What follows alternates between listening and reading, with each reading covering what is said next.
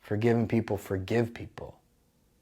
Now, the reason why I think that is incredibly challenging to us is because just like we, are indebted to God because of our sins against God, we know, we feel, we've experienced there are people in our life who are indebted to us because of their sin against us, right? It could have been in the form of something that someone said against you, or something that they wrote that you read on Facebook or on Instagram or in an email, or something that hurt you deep, like that cut you to the heart. It could have been something that someone has done to you physically, emotionally, mentally, that's just caused you pain and that's caused you suffering for days or for weeks or for months or for years or even decades.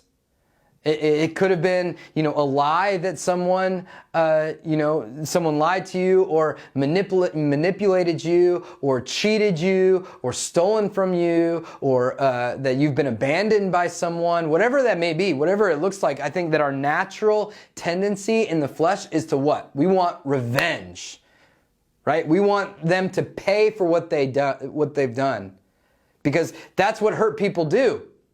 Like when someone hurts me, I want to hurt them in return. Hurt people hurt people.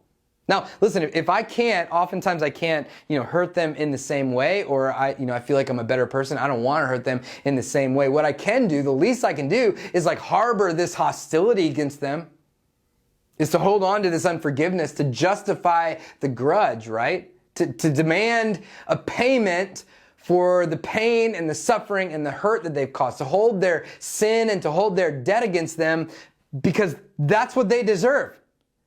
And that's what I can control.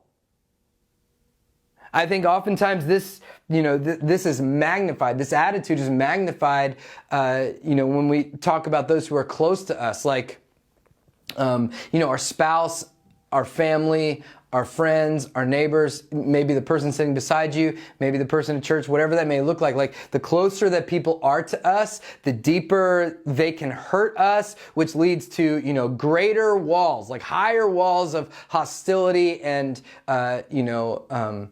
unforgiveness.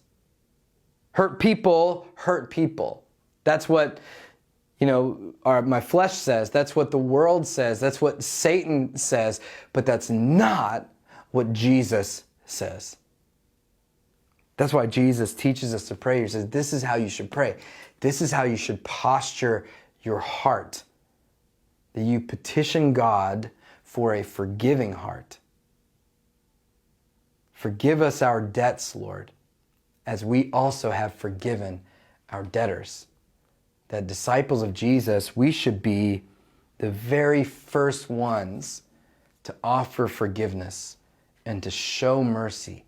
Not because, just because God says so, but because of the forgiveness and the love and the mercy that we've received from the Father. Forgiveness is a response. Forgiveness comes out of the overflow of a forgiven heart. Jesus actually